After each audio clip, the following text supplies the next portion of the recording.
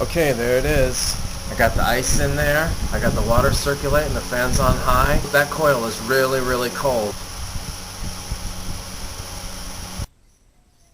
I'm going to go ahead and show you how with just copper tubing, some clear vinyl tubing, and a bucket of ice with a small fountain pump, you can go ahead and make your own little AC unit. Okay, there it is. If you don't use enough ties, it'll probably rattle. Almost halfway done. Probably as soon as I get the hang of this, I'll be done. There we go. All done.